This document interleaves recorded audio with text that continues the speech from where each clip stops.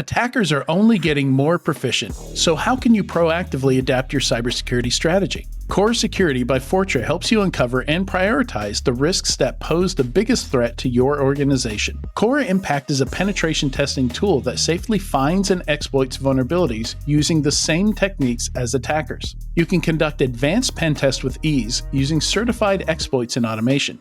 Take your engagements further by pairing with our red teaming tools from Cobalt Strike and Outflank. Learn more at www.securityweekly.com/core security. Welcome back to Enterprise Security Weekly. Security Weekly listeners save $100 on their RSA Conference 2023 full conference pass. RSA Conference will take place April 24th through 27th in San Francisco and on demand. To register using our discount code, please visit securityweekly.com/RSAC 2023 and use the code 53UCyber. That is 53, the letter U, Cyber. We hope to see you there. If you don't have flights and hotels, you should go ahead and do that. They're just going to get more and more expensive. All right. For this interview, Grace Burkard joins us today to talk about IoT Security and Transparency. Grace is the Director of Operations at ioXt Security. Sorry, I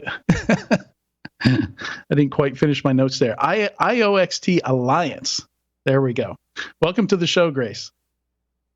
Hi, Adrian. Thanks for having me. Yeah, absolutely. This is one that I'm really, really excited about. I hadn't heard of ioXt Alliance before this, but I saw you somewhere. I think maybe it was LinkedIn. I saw something, but got really excited about this. You know, hit you up on LinkedIn, asked you to come do the show because this is something we've been talking about for a while. If you go back in the history of the Security Weekly show, there's actually an inordinate amount of IoT hacking that happened on this show. Lots of hacking old Wi-Fi routers and stuff like that. In fact, if you ever watch Paul's Security Weekly, they have kind of the old Linksys models and D-Links that they used to hack hanging on the wall behind them. But it's a fascinating topic. And back then it was fun, but now that a computer is in everything, it's a little more scary and a little bit less fun these days, I feel like. Yeah, in a connected world, a lot of people want to feel safe. And so when you've got everything from, your home, your car, things at work that are all connected, you really want to make sure that you've got the right just standards in place to make sure that you and your family are secure. Yeah, and what's really surprised me here is, and I think we talked about this on the prep call for this interview earlier, but I've seen examples of what it might look like on a box, a product that you might go to Best Buy and purchase. The idea of this kind of security, transparency, privacy information card. That would be on there, kind of like a nutrition facts label. And I think it was Carnegie Mellon that put together some examples there. And then when I saw what you guys were doing, I had no idea that anybody was this far down the path of making that a reality, as you guys are. You already have a lot of certified and self-certified products on your site. Oh, yeah, absolutely. We've been doing this for several years now. And, just to back it up a little bit, the ioXt Alliance as a whole is a group of manufacturers, industry alliances, labs, OEMs, and government regulators who are really dedicated to harmonizing best security practices and establishing testable standards. So our goal is to bring security, upgradability, and transparency to the market and directly into the hands of consumers. So what we have and what we do is we have our Smart Cert label, which is a QR code that manufacturers and service providers can, when they certify and they get certification, they can put this mark on their product boxes or they can put it on their websites, on product pages. And so what that allows customers to do is to be able to scan in real time, and it will take them to their product page on our website where it shows the security levels and the certain standards that they meet. So you'll see everything from, maxed out to the fullest level, or, you may see a couple different levels here and there. But if it's certified, they're meeting at least the baseline requirements, which we have our 8 pledge principles. Just to name a couple of them, we're looking at no universal passwords, vulnerability disclosure program, proven cryptography, automated updates, and verified software. So, just pretty basics that we believe most, if not all, should be following.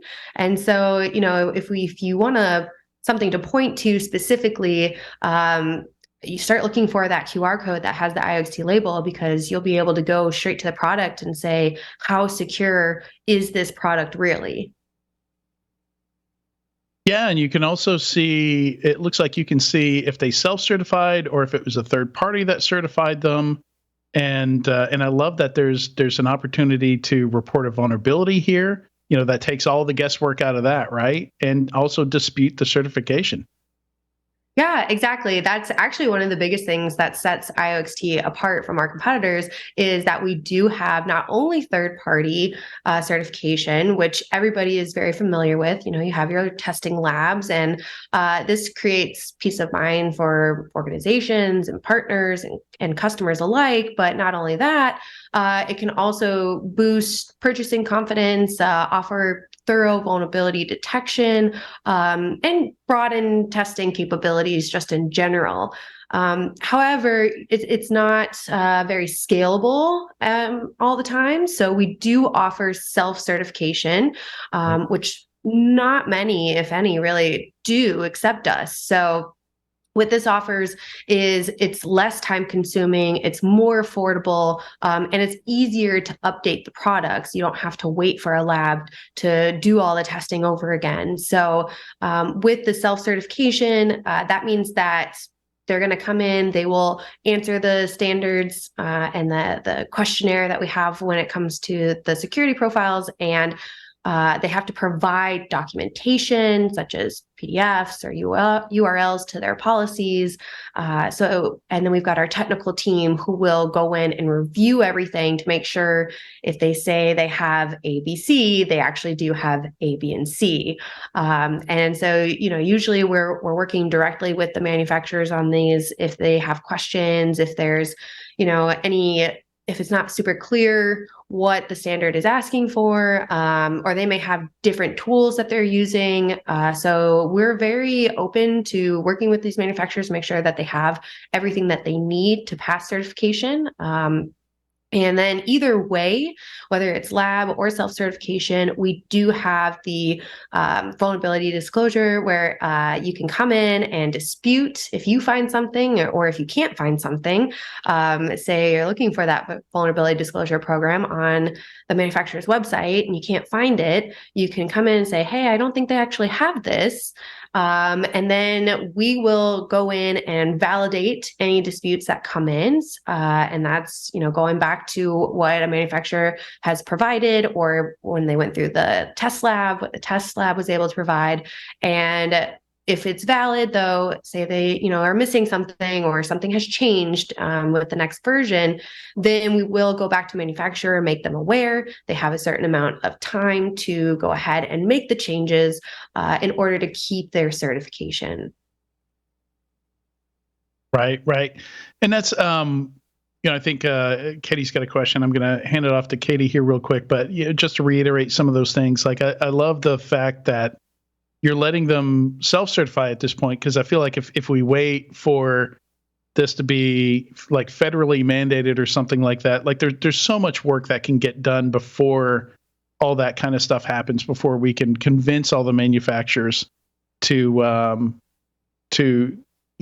a third party assess their product. So like anything is good. Like sometimes I just want to know, is this something that is has a default password?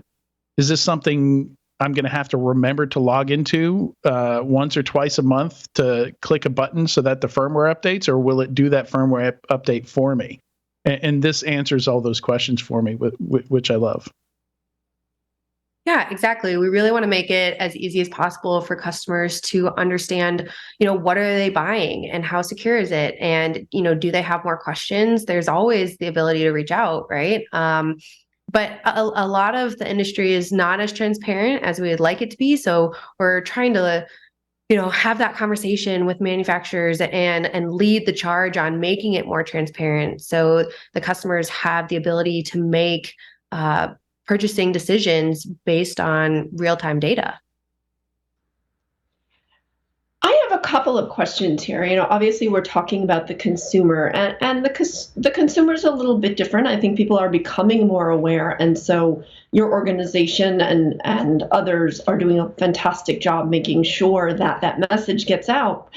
But in terms of the manufacturers, how does this change their traditional IT audit process, or does it? Because this is a different kind of certification. There are different rules, there are different devices, obviously, different technologies, but how does this change what they do internally, if at all? Yeah, that's a great question. Honestly, right now we are voluntary, right? So if a manufacturer wants to get certified to differentiate themselves or to really show their customers that they are taking security seriously, they come to us. We're obviously reaching out to others, but it's all up to them. And so sometimes that's a little scary. When you're talking about, okay, these manufacturers, are they or are they not incorporating security even as a default? Some of the things that I hear from manufacturers are, oh, yeah, well, we'll incorporate security when our customers ask for it. And so, as you mentioned, some customers are starting to understand and starting to ask for security, but others are just thinking, well, I thought security was already built into the device. What do you mean I have to ask for it? So then it starts posing the question, well, who is and who isn't doing this, and adding security just from the get-go. And you'll see, obviously, the big players who have the budget and the resources to do so, they probably are. But then you've got some smaller and medium-sized players who are the wait and see, or they just don't have the resources to do that. You're seeing a lot of IoT or smart products nowadays that weren't initially smart. So one of the examples I love to provide is there was a casino in North America that their network was hacked because of their fish tank thermostat that was smart. I remember that story. This is a great story. Yeah, please go on. I love this. This is so much fun. Yes, exactly. And so when you have instances like this, where you're just not even thinking, oh, this will impact me, or this is a product that I might be hacked through, it's starting to get to that point where hackers are smarter and they're getting more creative in their ways to hack people or businesses. And so I think as a consumer, whether it's personal or for business, you really should be thinking of all the different products that can be connected and are connected. And, I used to work for Georgia Pacific. And so they have IoT products, your hand soap, your towel, just things that weren't before, right? And so it's exciting because there's a lot of this new opportunity out there, but then also scary because as these things are becoming smart, are these developers thinking about security at this point? Or are they saying, oh, well, we're too small or nobody really thinks about us? So I think this is starting to change the way that people are going about their businesses. I'm a big supporter of manufacturers just thinking about this for their customers from the get-go, but I think it's very pertinent that customers should be asking these questions of the manufacturers. They should be asking for reports or transparency or certifications or something that shows, hey, we are doing the work to add security to our products and you can trust them. And that's a big word, trust, right? There's a lot of products out there that say, oh, trust us, trust me, we're doing it right. And how do you really know, right? And so we're really trying to help with that issue. No, that's fantastic because, like you said, with the casino example and the smart fish tank, sometimes you don't even think when you see, something like that, you don't even think that it would be in any way connected. So in some cases, the consumer might not even be thinking, oh, this is a smart device, right? Because, sometimes it just isn't apparent that way. Or we, at some point, may get to the point where almost everything, whether it needs to or not, it may be smart, right? Like there are some questionable, quote unquote, smart products out there right now, but at some point, almost everything might be digitally connected in that way. And there you get to that point where people are more cognizant of it. But I think we're still at a point where there are some things that are surprising to a lot of consumers, and manufacturers, they have to be the ones leading the way. Oh, absolutely. And I really think, to your point where if how do you know if it's going to be smart or not? I mean, if you're connecting it to the internet, whether it's Wi-Fi or Bluetooth or an Ethernet cable, there's a good chance that that's smart, right? I mean, that's a dead giveaway right there. So I would just say if you're connecting anything to the internet and it asks you to pair, just think, oh, okay, this could be hacked. Right. Yeah. But like in the casino example, for instance, these are consumers in a public, well, not a public place, but yeah, you know what I mean, more public place. It's a private casino, but it's open to the public. Or if you go into a grocery store, what the consumer might not be aware of what's smart and what's not at this point, because that's not up to them. That's up to the retailer or to the hospitality group or to wherever you might be going out in public. Yes, I absolutely agree. So I think manufacturers have a certain responsibility to their customers, whether they're directly selling something or if they're providing an environment where they have consumers who can be targeted based on just walking around their stores. They should be accountable and make sure that they are providing top of line, or at least, at the very least, basic security for these customers. Yeah, we're chatting. We've got a back channel here, and I was just saying, it's such an oxymoron to call these smart devices, right? Like maybe we need to call them something different, like smart devices with built-in internet hazards. I don't know. Something, yes. When you just have Internet of Things, things can mean so many different things. Yeah. And calling them smart just because they're connected to the internet, it's just some of them are anything but smart. Yes. Yeah. Although there are so many more out there. I don't know if you guys went to CES this year. There's so many more out there that I was like, wow, I didn't even share know. Share some highlights. There was a couple,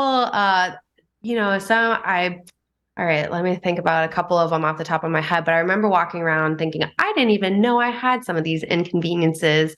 And I was watching some of these devices and I was like, man, now I kind of want one of these. And I'm going to come off as, a crazy cat lady here, but there were several cat products that I was like, oh, wow, this can tell me all about my cat's health and how often I need to go change the litter box. And, so I was actually kind of excited about some of these. But then at the same time, I was like, man, do I need to be concerned about these new devices and their own security to my own networks? So things to think about.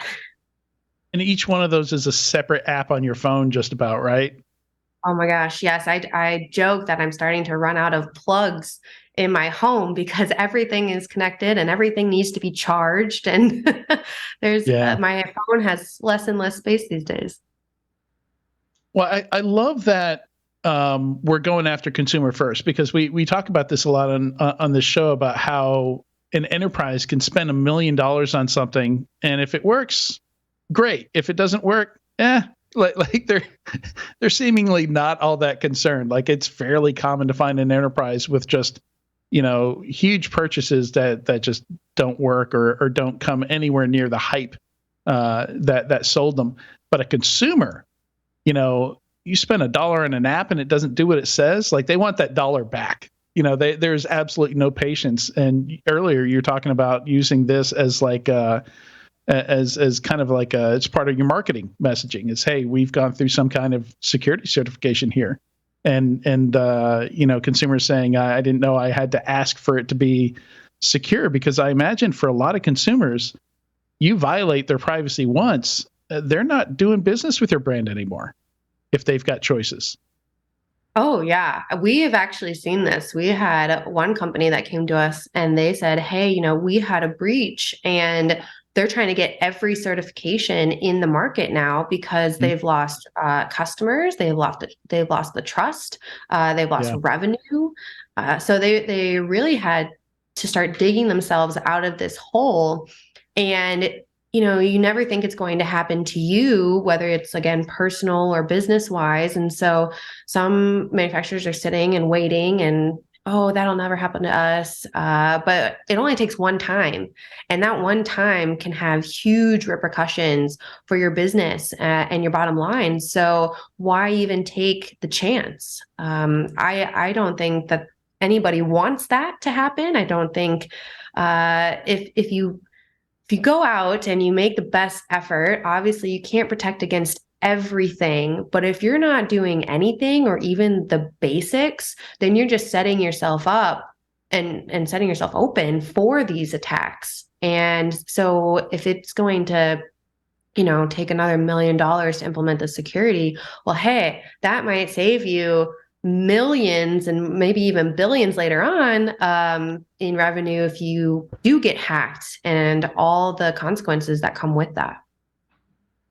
Yeah. And I think that's going to help us go through the process of figuring out how to do this well. Also, I think that's the other benefit here is the consumer cycles overturn a lot more quickly, and with consumers being so fickle, especially in a market where tons of people are laid off, they're not spending as much, they're maybe going to think a little bit more about what they spend on, and want to make sure it's not a piece of garbage that's just going to like expose them on the public internet, give random people control of their door locks in their cars. And we've seen some crazy stuff with consumer products. I have a question for both of you, actually. Okay. Percentage-wise, what would you say you have in your homes as far as smart devices or internet-connected devices, as compared to non-smart devices? I'm actually the worst person to ask about this because I really don't have that many smart devices in my home. And I don't know if that's because I know so many that aren't as secure as you'd want them to be, or I just haven't gotten there yet. But I know I have a lot of people in the tech industry who have a lot. I remember we have a technical guy, and he would try out every single product. We have product managers that we work very closely with, and they have probably 50 devices in their home. I know one guy had 3 Alexas who just in the vicinity of his computer. So every time we would talk and we'd say, oh, something about Alexa, and then he's got 3 of them going off all over the room. He'll be like, Alexa, stop. So I'm not the best one to ask. I mean, Adrian probably very different. But yeah, I would say tech people that I know, tons and tons of devices. So even if I didn't work in cybersecurity, I would have tons of stuff. I'm just a gadget nut. I mean, since I was a kid, I love all kinds of different gadgets. And I don't just have like internet connected gadgets. I've got gadgets for all sorts of things, like something as mundane as like a cubby to, put your flash drives in or something like that. I've got a really fancy one with like magnets and stuff that does neat stuff. There's no electronics in it, but I'm just fascinated with different kinds of gadgets and puzzles and things like that. So yeah, my network is just full of internet connected crap. And I probably have over 50 things. But the other side of it, to me, I feel like as a security professional, especially if you want to help the community, friends, family, stuff like that, I think it's important to be an early adopter and to understand how to do that safely, because you can't really advise people, if like I know security folks are like, I've got there's nothing internet connected in my house except for like a couple laptops or something. Like I have smart nothing. Like, well, I'm not going to ask you for advice on how to protect against threats, against those, right? So I think, within reason, I think it's important to, like we talked a lot about AI on this show, just because it's going to have a huge impact on security, the latest advancements in AI technologies. And yeah, so the lighting that's lighting me right now, those are devices that run Linux or Android or something like that and have their own IP addresses. These two key lights that I can just hit my Stream Deck here, and I can turn them on and off. I can control the color of the light that I get from them, the intensity of the light that I get from them, and they're super fancy key lights. And have you had them checked through the ioXt Alliance? Have you gone and made sure that they're up to their certs? Yeah, so these are Elgato, and I don't think Elgato has, at least not that I'm aware of. I'm not aware of them having any certifications or anything like that. But most of my podcasting stuff is Elgato branded. Yeah, I mean, hey, Elgato, if you're listening, hit us up. We can let you know if you're not. Indeed. I think they got acquired by Corsair not too long ago. And Corsair also makes a lot of like gaming, streaming type devices, computer components, stuff like that. But yeah, no, definitely want to see this stuff go through, because like the Stream Deck, the software for some of this stuff lets you integrate with all kinds of other devices. Like you can certainly, if you put your bad guy hat on, you can do some stuff with these things, some not so nice stuff. Yeah, speaking of bad guys, so one of the big things that ioXt is working on is the U.S. national label. So with Executive Order 14028 back in 2021, essentially the Biden administration was tasking the National Institute of Standards and Technology, or NIST, with going about increasing the cybersecurity for the U.S. as a whole. And two parts to this. One, they want to obviously make sure that the United States manufacturers are abiding by some type of baseline standard, but then they also want to be able to participate in international discussions, right? Europe is doing a lot around cybersecurity. Singapore is doing a lot around cybersecurity. A lot of these countries are having these conversations, and when the U.S. we have multiple companies and organizations like ioXt Alliance who are doing this. You've got labs and so on. So what they want to do is harmonize a lot of these under one national label that the U.S. would back. And so that would also help consumers to look for that specifically in stores. You go in and two parts, again, that the national label would be something very simple and binary, such as the Energy Star label. You see it and you're like, okay, I know that I trust this label. The US government backs it. And so I would need to go out and look for it to know that this device is secure. And then also it would have a QR code as well, so that it could take anybody who wanted to know more information around the security standards that the product is meeting and find that online.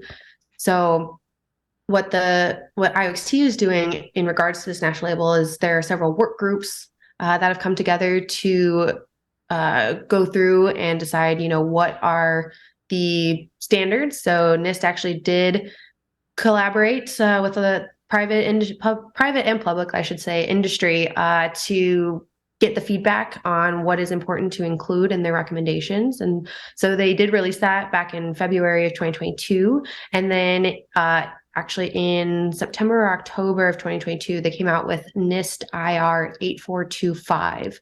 And so those are the requirements that they have published. And so the work groups that came out of that we're now involved in, it's really walking through and saying, okay, what does this pertain to? How would a scheme owners, what we're called, such as ioXt, be able to accommodate these requirements? And so we are very involved in that. We're actually, taking charge and giving a lot of our experience and knowledge just in, certification industry as it is. And then, what does the design look like? You mentioned Carnegie Mellon. There was actually a White House meeting back in October. And so Carnegie Mellon was there to present their type of label, the very long nutrition label, which was great. And then ioXt did as well with our own QR code and Smart Cert label. Then I believe there were a couple others, such as CTA and CSA. So a lot of good work is being done on these. I believe there is a announcement April 1st coming that should give more information. I believe the goal obviously is to get this done by the end of the year. And so, I mean, it's great to say that. Government is always interesting when they put deadlines on things. But that's our goal as well, because we really want to see this succeed and think that a national rollout will have a very big impact on consumers and retailers alike. We think that this national label, it's got a lot of big players who are involved, that want to see it succeed, that want the national label themselves. We've seen LG, Samsung, Sony, Bosch, Google. There's tons of these manufacturers. So if the big guys are doing it, there usually be some type of trickle down effect. But yeah, if the retailers get into this, that will be game changing, because if the national label comes out and it goes well, the retailers may say, hey, we only want to sell products that have the national label, or they may give special preference to products that have the national label certification. So that could be pretty big and impact the industry in a big way.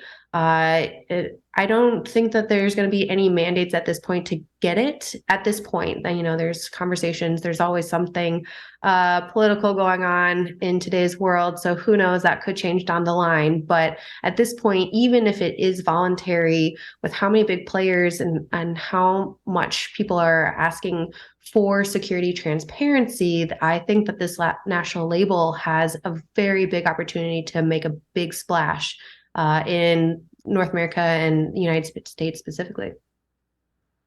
That's great. I mean, you're right. Exactly. When I just had to buy a new light fixture for my bathroom, and I went online to buy it, and I was only looking for Energy Star certified lights, right?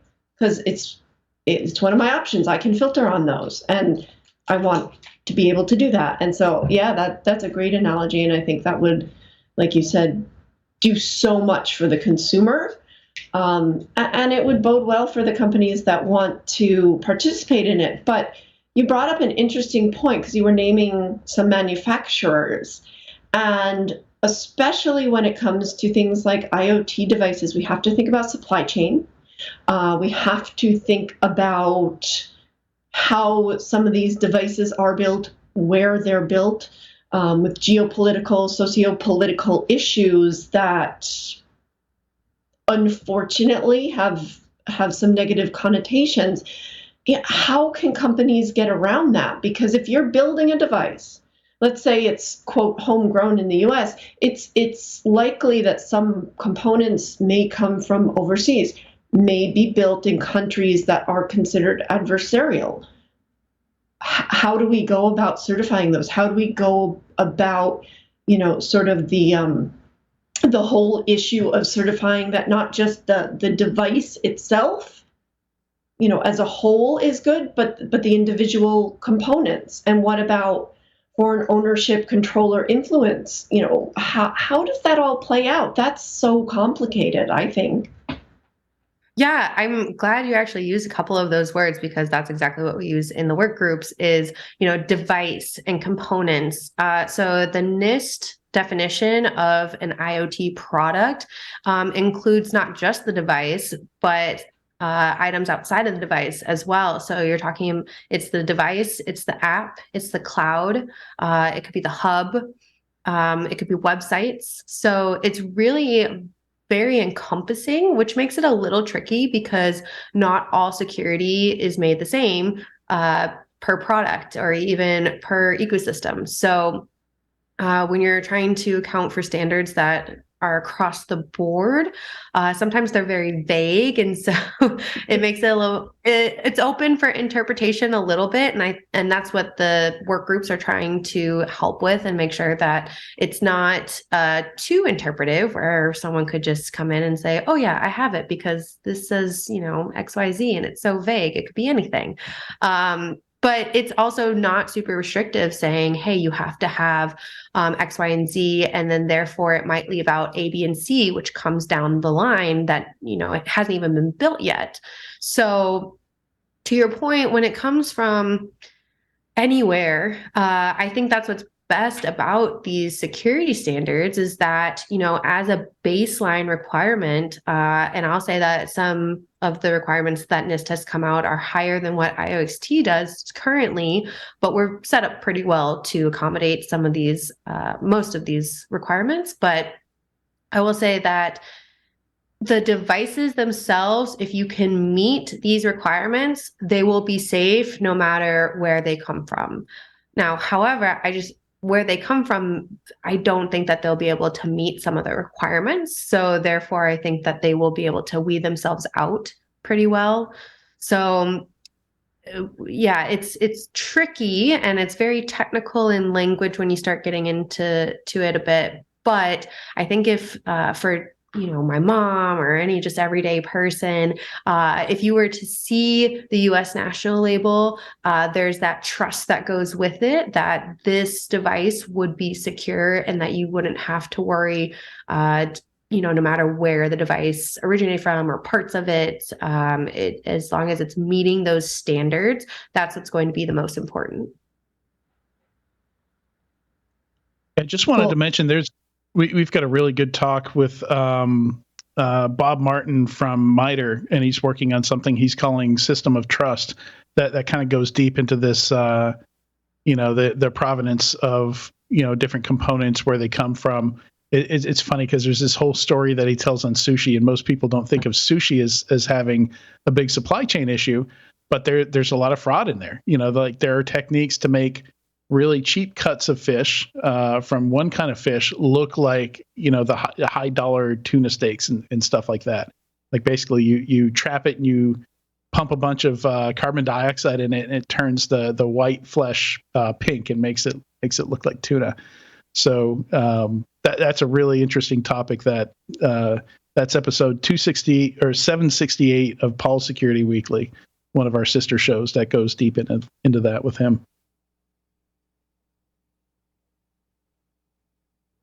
Yeah, that's funny. Sushi, you definitely don't think about that, but that's true. I mean, it's happening everywhere, right? Even things that you don't think it's happening. It's just natural for companies and people alike to want to get the cheapest option sometimes. And that's one of the things to talk about too, is there's a little bit of this consumer awareness to go around. We talked about a little bit earlier where consumers, they don't want to pay a lot of money for something that's not good, right? And I think that there's always this price tag in mind mentality, but for good products, those are usually going to cost more because they are building in the security. Now, I think there's security sensitive devices that people will pay more for, such as your Ring, your doorbells, your locks, your smart locks, your smart cars, your baby monitors, those types of things, right? That are going to be pretty vital home security systems. And then there's other ones like light bulbs, right? Or microwaves or fish thermal temperature things. So it kind of, there's a mindset that some people have to get around of like, oh, well, I don't want to pay that much. Things in today's world, I get it because inflation is high and so many things are expensive. You don't want to have to pay these higher prices for certain things. But when it comes to IoT devices and security, and not to say that everything expensive is secure, I think there's some checks and balances that a consumer wants to do to make sure they're getting the right security with their products. but I think there should be an expectation that the good ones aren't going to be super cheap, right?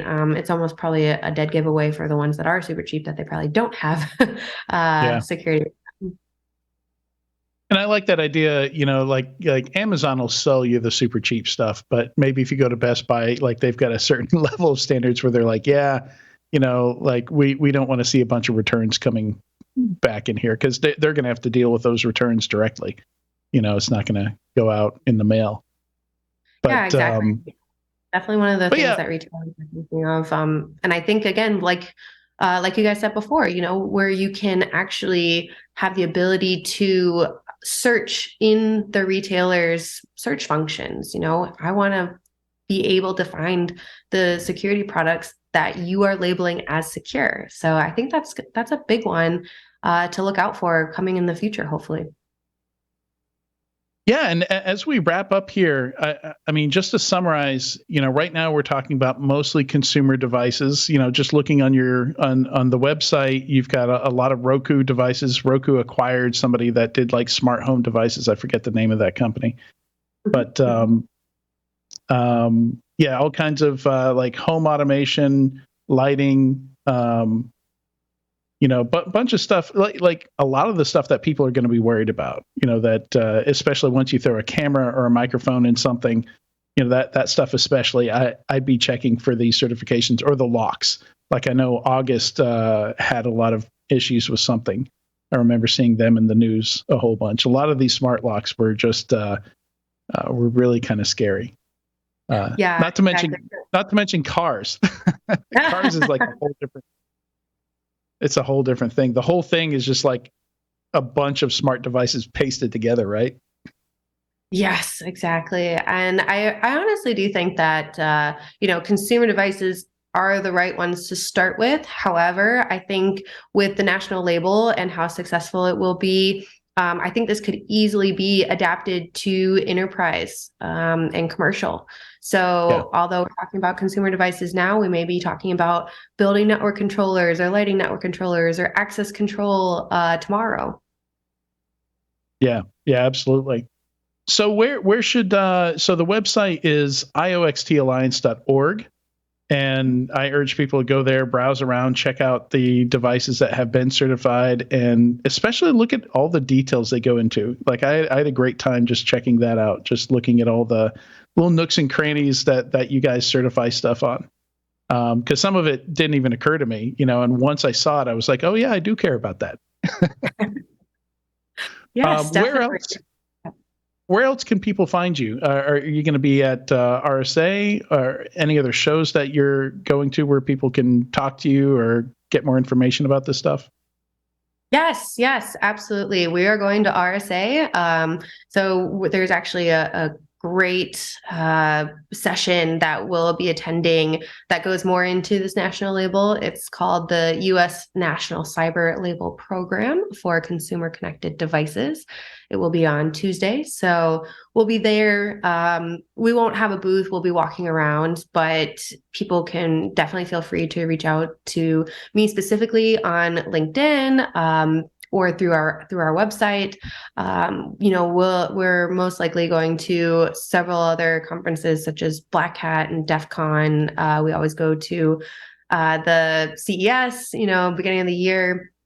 So if there are others that you think ioXt should be at, there's a couple here and there that we're considering that are a little smaller, but, or even, Europe. I know there's MSC that just happened. I know that there's the IoT Tech Expo coming up in Santa Clara. So we're open. If people want to talk to us, have us come speak at anything. We are very flexible and willing to talk more on this topic.